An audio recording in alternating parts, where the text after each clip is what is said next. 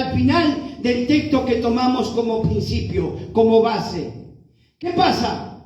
La voz de Abel está clamando ¿a dónde? A Dios. ¿Qué has hecho, Caín? ¿Qué has hecho? La sangre de tu hermano clama a mí. La sangre de tu hermano clama a mí. ¿Qué hay en la sangre? Hay voz. La sangre habla, querido hermano. Entonces, ahí vemos que también Abel es un tipo de Jesús. El hombre inocente, el hombre que no había hecho absolutamente nada. Solamente iba él a ofrecer ¿qué? Una ofrenda a Dios. ¿Por qué? Porque Abel quería tener una comunión con Dios. Por lo tanto, había y estaba en su corazón de ofrecer una ofrenda agradable a Dios. ¿Qué pasa con Caín? Es la contracara, es la envidia, que lo vamos a ver más adelante con Jesús. Entonces, ahí empieza la decadencia de la humanidad. Ahí empieza, el primer homicidio empieza y la maldad se aumenta sobre la humanidad. Y vamos a llegar, querido hermano, al momento de que Dios escoge a su pueblo Israel. Mire, ¿sabe? La Biblia nos plantea muchas preguntas. ¿Y por qué nos plantea preguntas? Para que nosotros podamos buscar las respuestas en la misma palabra de Dios. ¿Por qué 400 años, Señor? ¿Por qué 400 años Israel en Egipto? ¿Por qué 400 años, Señor, si era un pueblo escogido o no? ¿Acaso no le dijo a Abraham, le dijo a Isaac que será llamada descendencia? ¿Acaso no le dijo así? Amén. A través de Isaac, Jacob, el pueblo de Israel, tuvo que entrar ¿a dónde? A Egipto. Entonces, querido hermano, vamos a preguntarnos por qué. Vamos a ir descubriendo todo lo que el Señor hace para mostrarnos su grandeza, para mostrarnos su poder, para mostrarnos su soberanía y su majestad, y que todo se sujeta a Dios. Todo, absolutamente todo.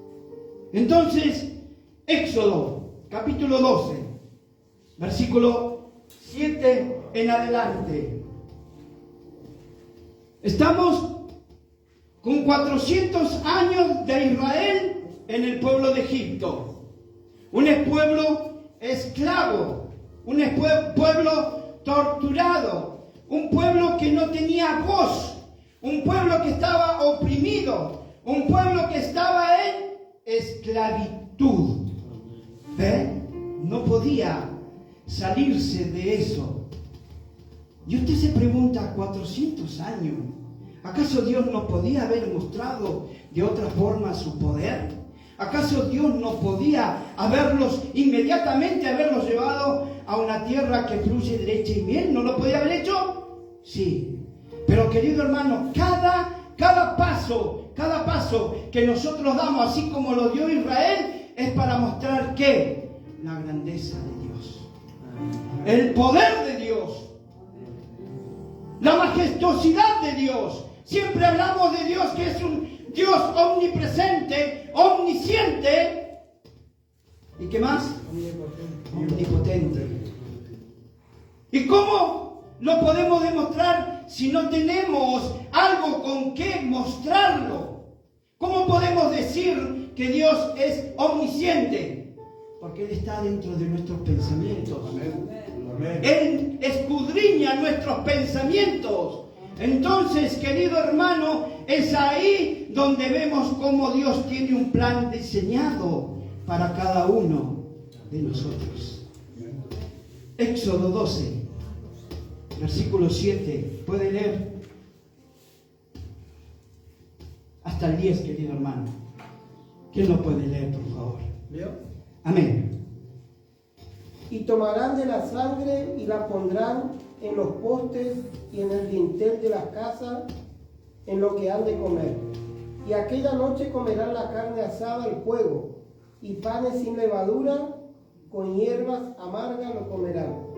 Ninguna cosa comeréis de él cruda ni cocida al agua, sino asada al fuego, su cabeza con sus pies y sus entrañas.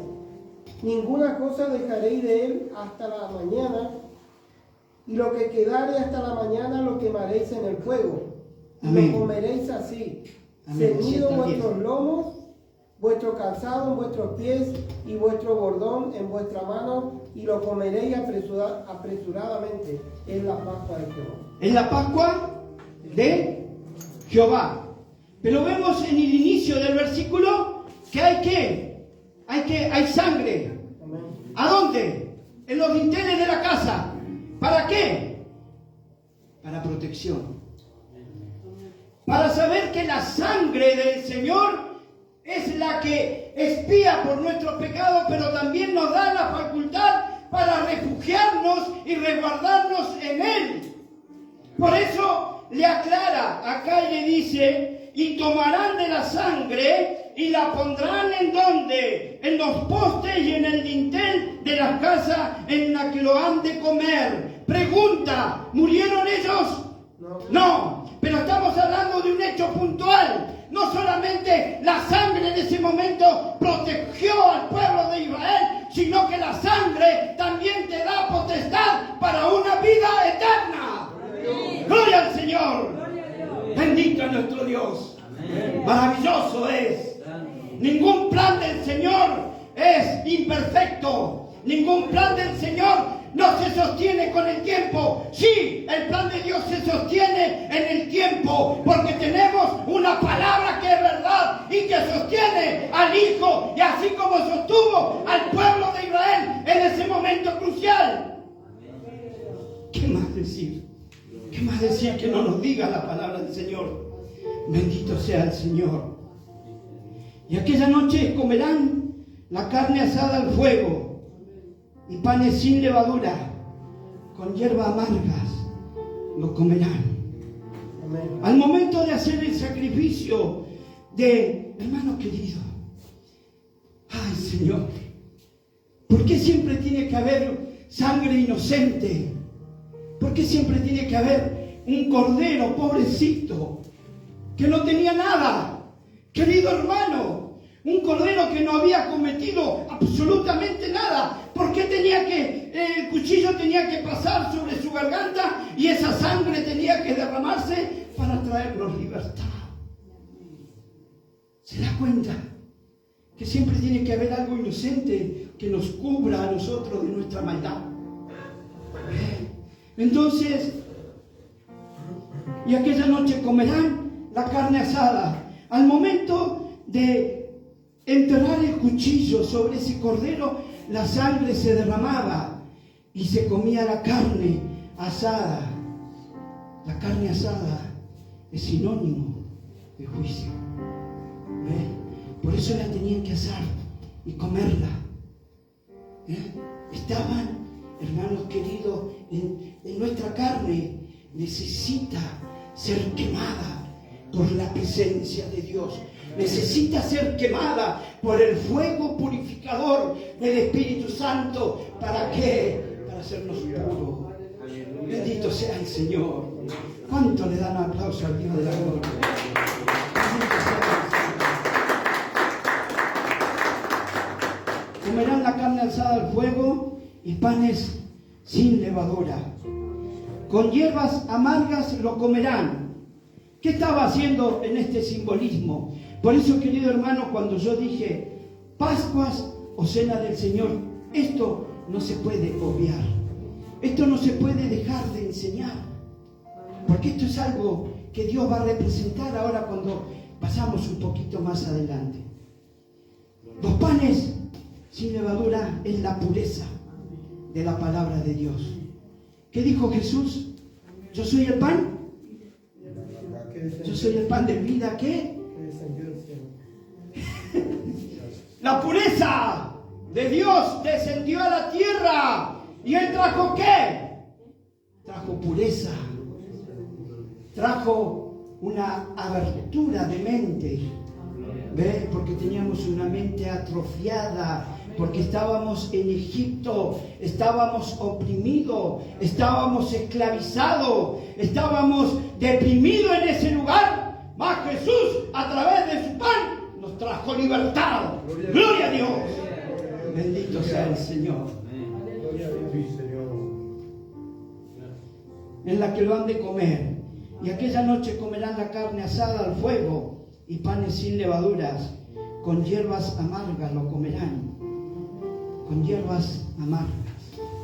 La hierba, hermano, es un simbolismo de lo que nos causa el mundo, de lo que le causaba Egipto al pueblo de Israel. Amargura. Era un pueblo amargo, estaba muy amargado, necesitaba que el Señor los libertara, que el Señor interviniera en ese asunto, pero tenían que prepararse. Vamos al versículo 14 del mismo capítulo Éxodo 12.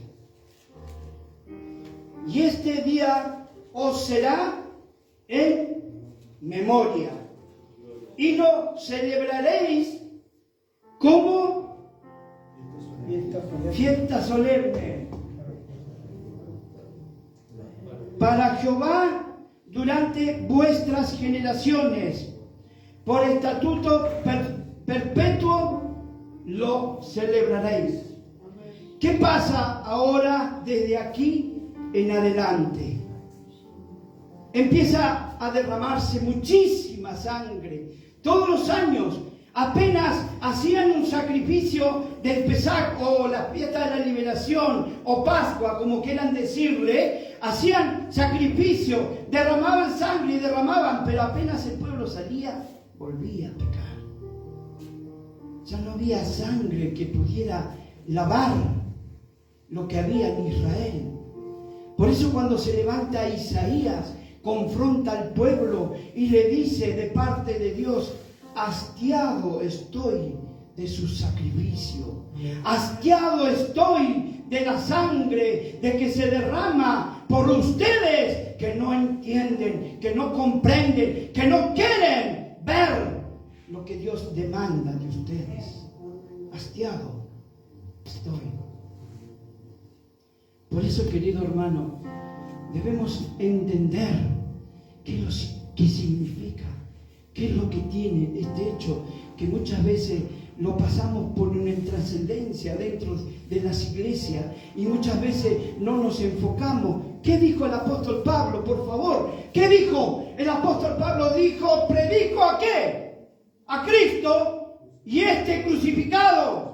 ¿Por qué? Porque Pablo tenía un mensaje central basado en el sacrificio del Cordero de Dios. Amén. Eso es lo que no entendieron estos varones. No entendían el sacrificio, no entendían que otros animales ponían su cuerpo por ellos.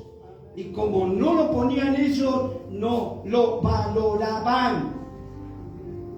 El sacrificio, querido hermano, es de un valor importante en nuestra vida. No podemos dejar de lado esto. Debemos hablar en la iglesia del sacrificio. Sin sacrificio, hermano, no puede haber remisión de pecado. Entonces, ¿cómo tenemos que hablarle hoy a la cristiandad? Tenemos que hablarle que la sangre de Jesús tiene una relevancia y una trascendencia de vida eterna en nuestra vida. Amén. Bendito sea el Señor.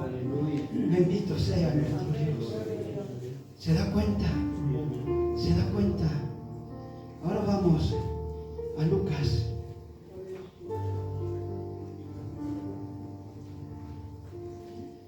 Vamos a encontrar, hermanos, Lucas capítulo 2, si no me equivoco. Lucas capítulo 2, versículo 7.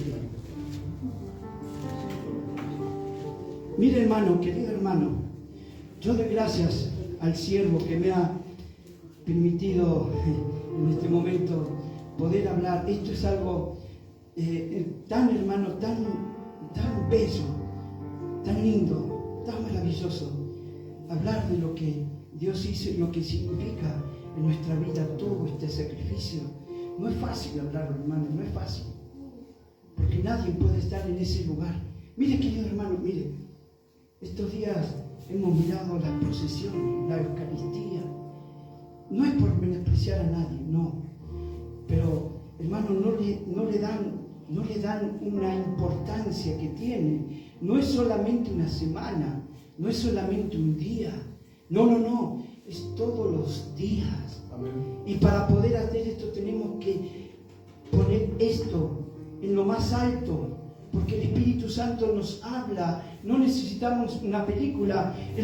Una vez, hace un tiempo atrás, estaba en una iglesia que estaban cantando porque de tal manera me amó. No puede ser que una canción, hermano, nos lleve a derramar unas lágrimas cuando tenemos la palabra de Dios a través de su Espíritu, que llega hasta lo más profundo del corazón y nos lleva a ese momento tan sublime, tan sagrado, que mi alma se compunge en la presencia del Señor. No necesito una película, no necesito a alguien que haga una representación, no necesito un actor, porque mi Cristo, Él vino a morir por mí. Nadie puede, hermano querido, nadie puede ir a ese lugar y en ese momento. Por eso, querido hermano, muchas veces debemos tener cuidado cuando hablamos de las cosas sacras y santas de Dios. Mire, lea Lucas 2:7 y se va a dar cuenta por qué. Tiran a Dios, a Jesús, porque nació en un pesebre, pero no se dan cuenta de la humildad primeramente y del plan ya divino trazado por Dios. ¿En qué nació Jesús? Ahí lo dice. ¿En qué nació? En un pesebre. En un pesebre nació. ¿Sabe qué he llegado a escuchar? Jesús nos dio muestra.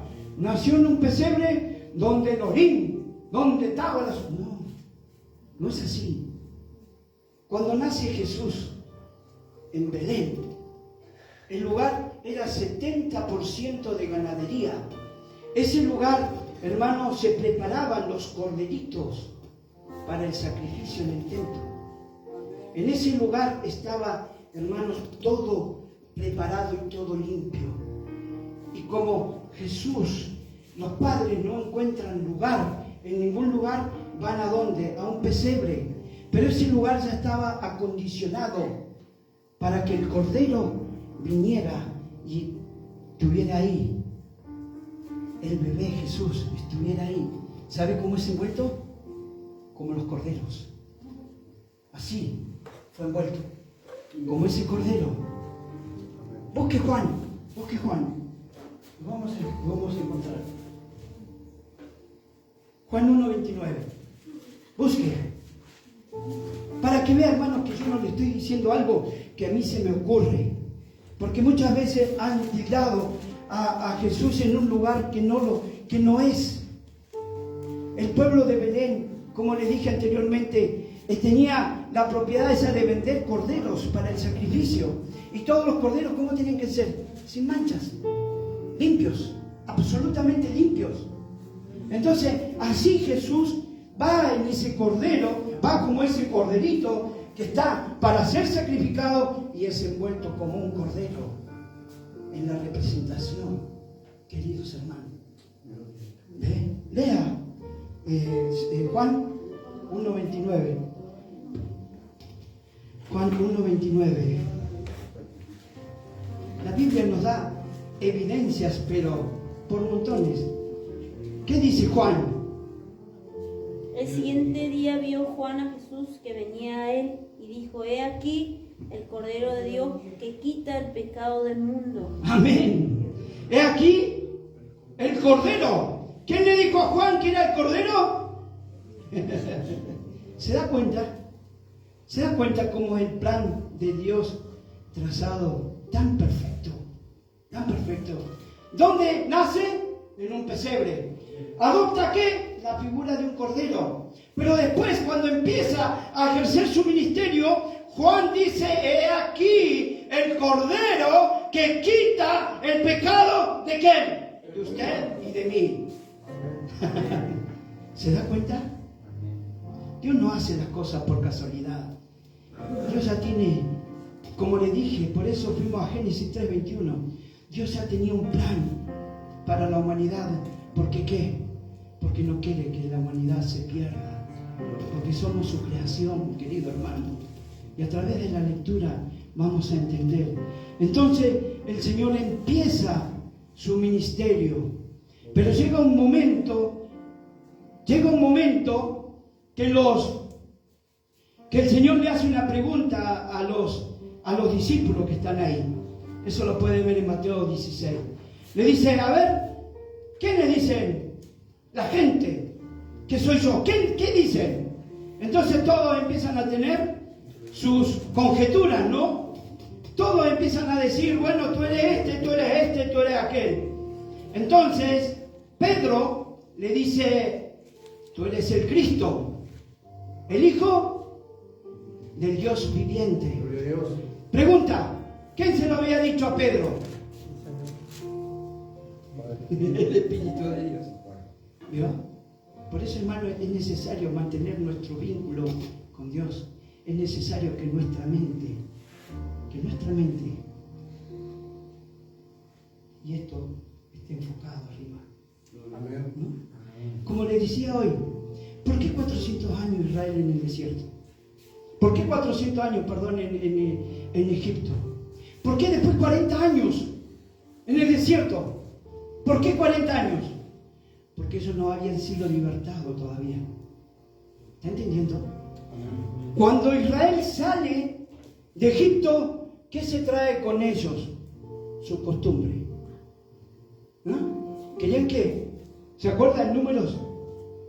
En Números cuando le dicen a Moisés, estamos cansados de las codornices, queremos comer carne, queremos comer cebolla, queremos comer papa, queremos comer locro, guiso, asado. ¿Qué estaban menospreciando? Estaban pensando en el alimento que Dios estaba dando y que venía directamente del cielo. El maná que caía todas las mañanas del cielo le estaba dando.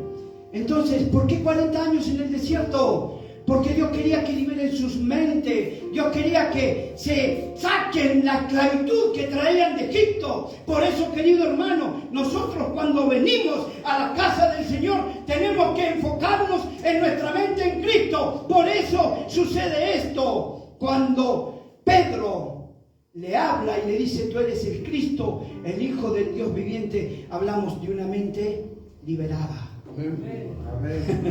Y una mente transformada por Cristo. Oh, gloria al Señor. Qué maravilloso. ¿Se da cuenta? Entonces, en ese momento, ¿qué sucede?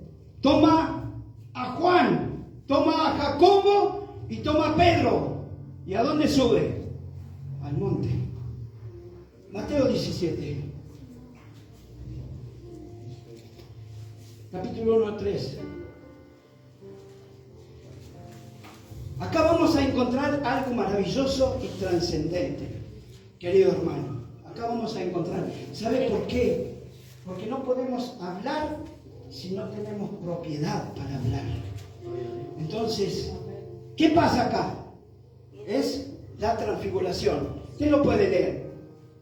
Mateo 17, 1 al 3. ¿Quién lo puede leer? 6 días después, Jesús tomó a Pedro y a Jacobo y a Juan, su hermano, y los llevó aparte a un monte alto, y se transfiguró delante de ellos, y resplandeció su rostro como el sol, y su vestido se hicieron blanco como la luz.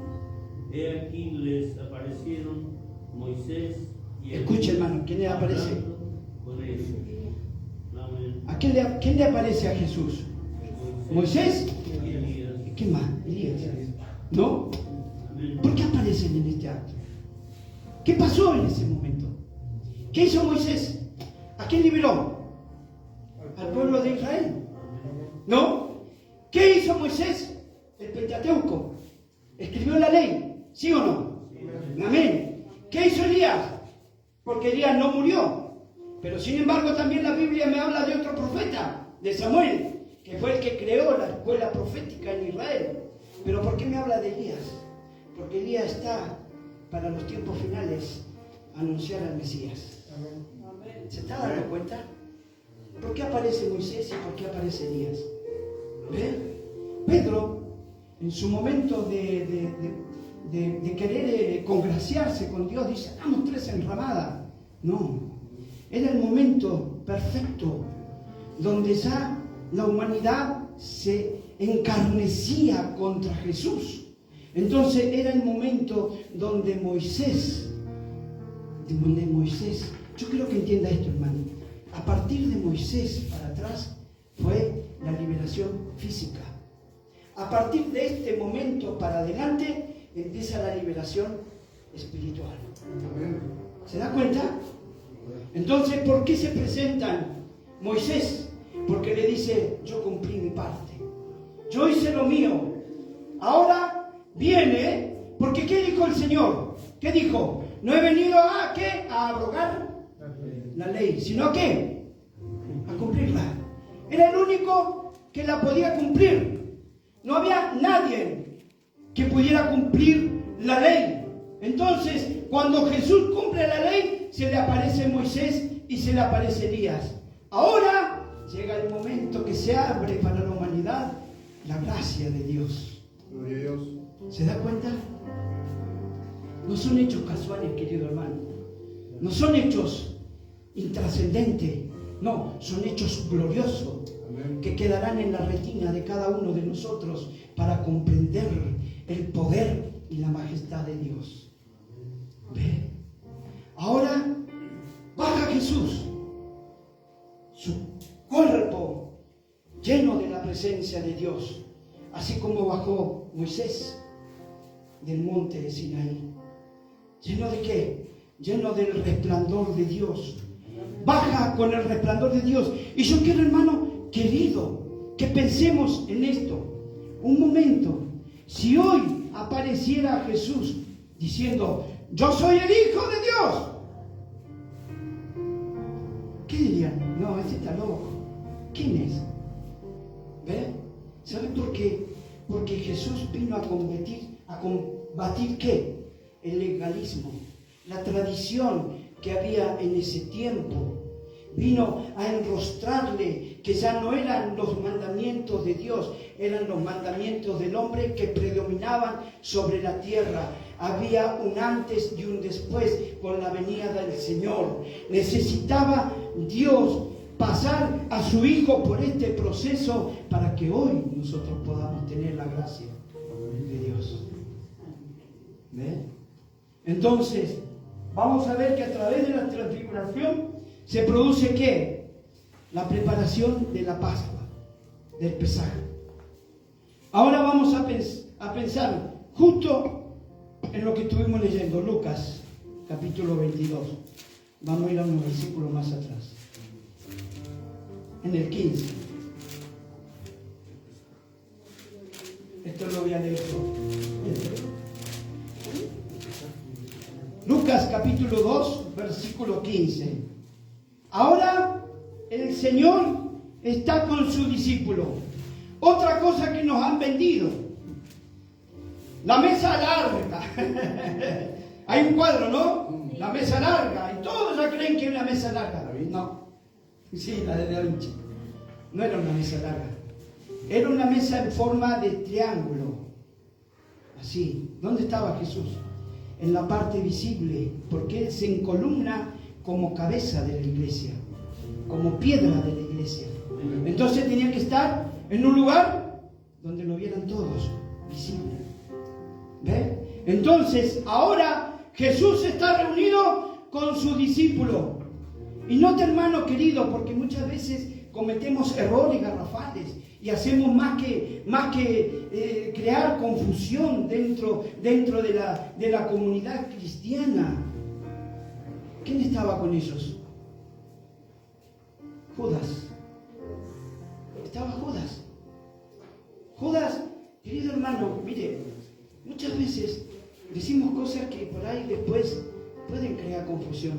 Judas, cuando estaba al lado de la presencia de Jesús, la presencia de Dios inundaba. Porque ¿qué dice la palabra de Dios? Que donde iba Jesús, ¿había qué? Había poder. ¿Qué pasó una vez con la mujer sirofenicia? ¿Qué hizo? ¿Qué tocó? El manto nomás. Y le dijo, ¿qué me ha tocado? Señor, si todos te tocan, poder salió de mí. ¿Acaso Judas no compartió esos momentos con Dios? ¿Con Jesús? Claro que sí, claro que sí. ¿Qué quiero decir con esto, hermano? Que podemos estar toda la vida dentro de la iglesia, pero en el último minuto podemos perder nuestra salvación. Tremendo, ¿no? Tremendo. Con todo lo que vio Judas, con todo lo maravilloso. Hermano querido, la Biblia, yo quiero que quede bien grabado en nuestra mente. La Biblia nos habla de ¿qué? Del poder de Dios, de la soberanía de Dios, de la majestad de Dios, y habla también de la divinidad del hombre. ¿Ve? ¿Qué hizo Pedro? Le negó. ¿Sí o no? Pedro, antes de que cante el gallo me negarás 3 veces. Pero Pedro tenía temor de Dios. Tenía una conciencia limpia. Por eso, querido hermano, que ¿dónde trabaja Dios? A través de nuestra conciencia. Dios va limpiando nuestra mente. Amén. Pedro se dio cuenta que había negado al Señor y ¿qué hizo? Oh, ¿qué he hecho? ¿Por qué? Porque ese momento entró el remordimiento de conciencia porque tenía una conciencia limpia. Sin embargo, Judas, ya en el momento que vende al maestro, su conciencia pasa inmediatamente a ser negra, a ser oscura. Dice la palabra de Dios que inmediatamente el diablo entró en él. Inmediatamente. Y que eso se fue a colgar. ¿Se da cuenta? Por eso, acá está el problema. Tenga misericordia, Señor. Y les dijo, ¿cuánto he deseado comer con vosotros esta Pascua antes que padezca? ¿Qué está pasando aquí? En las tradiciones judías, cuando se celebra la Pascua, se habla de la liberación del pueblo de Israel.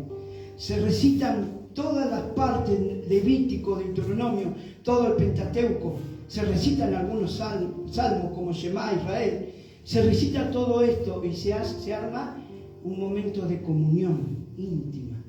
Porque yo quiero que vayamos entendiendo qué es lo que significa esto. Es un momento íntimo, es un momento de comunión, donde en la Santa Cena hablamos, honramos y nos decimos adiós. Amén. Hablamos de Dios. Entonces, después de este proceso de haber Jesús hablado con su discípulo de toda la historia de Israel, de cómo fue la liberación, de cómo sufrieron a pesar de los años y cómo se encuentran en ese momento, el Señor les dice, cuánto he deseado con vosotros comer esta Pascua. Ahora ya no viene la liberación física. Ahora viene el momento de la liberación espiritual. Por eso yo quiero que entienda, hermano, comer una Pascua no es, o una Santa Cena, no es un momento donde venimos a pasar un rato. No, es un momento de comunión íntima con Jesús. Es un momento especial. Es el momento que Dios nos dice, cuánto he deseado, hijo, contigo comer esta Pascua. Cuánto he deseado, hijo, estar en este momento de comunión contigo. Cuánto he deseado. ¿Sabe cuánto el Señor desea? Que nos acerquemos a su mesa. Bendito sea el Señor.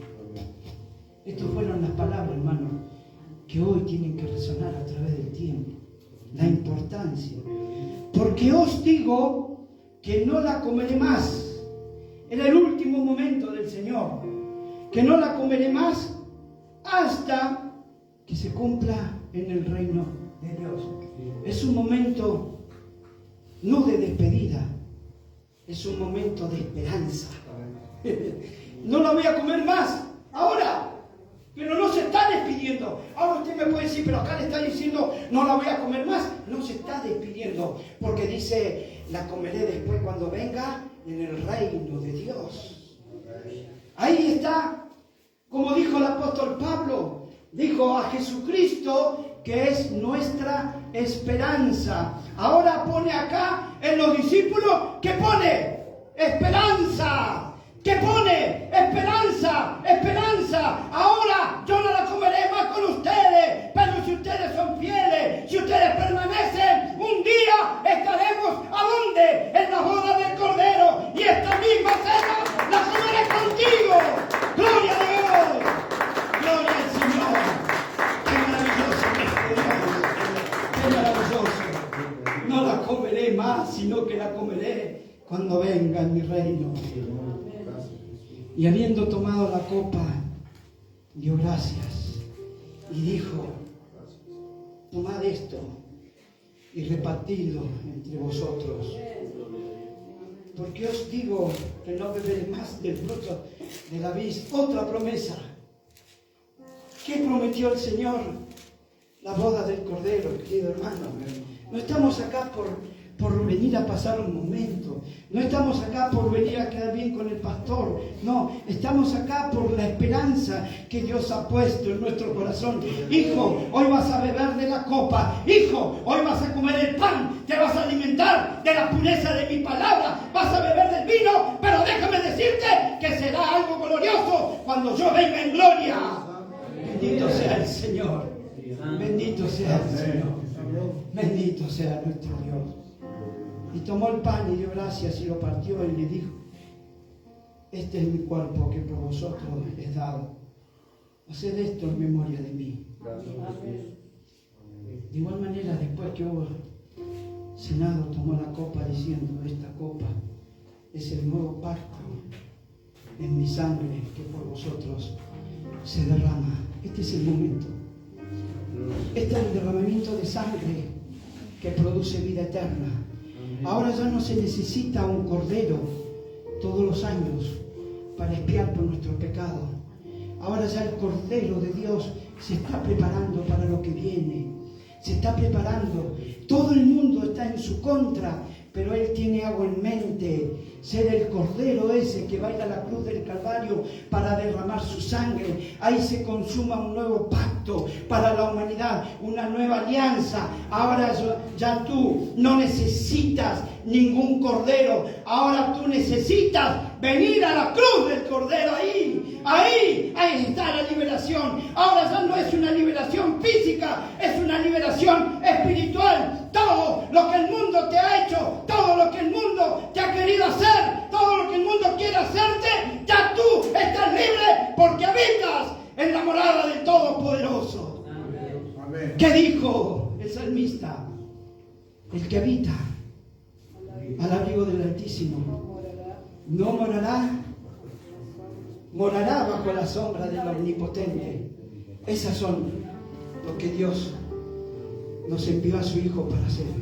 Ahora ya no hay una morada física. Esta es nuestra morada acá, pero tenemos una morada espiritual a través del sacrificio de Jesús en la cruz del Calvario. Como para ir terminando, queridos hermanos, mire, hay algo que venía meditando en estos días. Cuando Jesús hubo comido, cuando entregó el pan, ya tenemos un alimento espiritual, que es la palabra de Dios, que Él mismo nos ha dado su pureza. ¿Por qué rechazar la palabra de Dios? ¿Por qué muchas veces en muchos lugares se hace más énfasis en otras cosas o en otros momentos y no nos abocamos a la palabra de Dios? Hay tanta riqueza maravillosa en la palabra de Dios, tanta riqueza espiritual, que yo no puedo pasar un día sin leer un versículo, porque la riqueza de Dios es la que me nutre mi vida.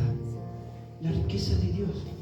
Jesús dijo: el que oye mis palabras y las hace, los compararé a ¿qué? A un hombre sabio que edificó su casa sobre la roca. El pan, hermano, es la palabra de Dios, es la pureza que Dios vino a darnos. Pero ahora ya han comido, ya han tomado el vino, han hecho y después han seguido comiendo, porque esa es la costumbre. que se practica en el pueblo de Israel. Esa es la costumbre.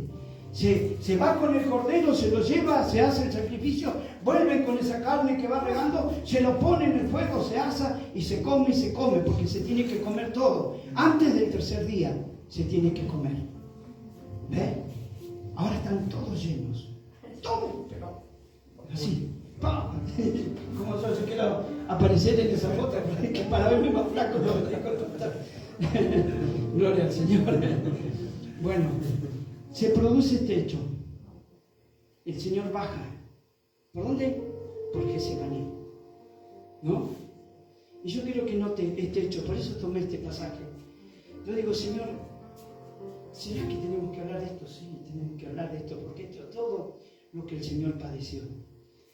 El Señor va por el huerto, ¿y a quién elige de vuelta? ¿A Pedro? ¿A Jacobo? Y a Juan. ¿Ven? No es coincidencia, hermano. Los que lo vieron en la transfiguración, los elige, dice, acompáñenme a orar. ¿Sabe que en ese huerto de Getsemaní hay un olivar? ¿No? Ahí se cosecha ¿qué? La aceituna, ¿no? ¿De qué sale de la aceituna? El aceite. Ay, gloria al Señor. ¿Se da cuenta, querido hermano? ¿Se da cuenta lo que el Señor hace? Mire, cuando el Señor se postra a orar, se postra sobre una ¿qué? Sobre una prensa. Mire, la prensa es una cosa de piedra, grande así, y el Señor se pone arriba. ¿Qué hacían en esa prensa? En esa prensa movían los olivos y caía ¿qué? La aceituna, pero no la tenía que tomar nadie. Tenía que ser natural. ¿Cómo se llama ese aceite? Virgen, porque no lo toca el ser humano. Extra virgen. Y esa prensa agarraba todas y por la inercia y el mismo peso caía un aceite. Un aceite. Y ese aceite iba como primicia al templo. Era la primicia para Dios. Ahora, por eso, hermano, esto es algo maravilloso. Maravilloso. Cuando Jesús se postra en esa prensa, dice que sus gotas eran como de sangre. En ese momento, la opresión, queridos hermanos, la opresión vino sobre su vida. Él sintió el peso natural, pero no intervino el hombre. Él lo hizo por sí mismo. Y esas gotas de sangre que caen ahí, en ese lugar, esta es mi ofrenda, papá. Esta es mi ofrenda, Dios. Esta es mi primicia. Yo me entrego al sacrificio. Yo me entrego al momento de doloroso que voy a pasar. Pero yo te entrego primeramente mi primicia. Te entrego mi sangre a ti. Y va y se presenta como el sumo sacerdote a entregar la primicia de la sangre. ¿Me puede entender, hermano? ¿Puede entender el valor de ese momento histórico para la humanidad? No hay en la tierra, no hay en el mundo un hecho más histórico que Dios enviar a su Hijo para derramar esa preciosa sangre por ti y por mí. En ese momento, la sangre de Jesús se la ofrece en primicia a Dios. Y después llegará el momento de la opresión humana sobre la humanidad de Cristo. ¿Está entendiendo, querido hermano? Esto es mi sangre, que por vosotros es derramada. Esto no es un hecho más. Este no es un momento más. Yo quiero que lo tomemos hoy con la solemnidad que nuestro Dios se merece.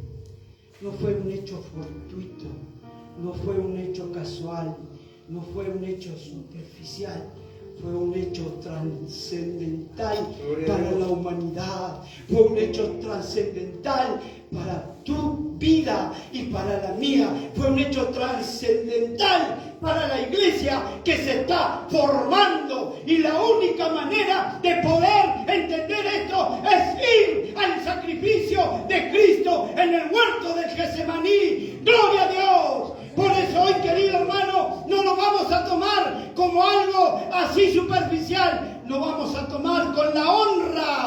y la dedicación que Dios se merece. Vamos a levantarnos, querido hermano.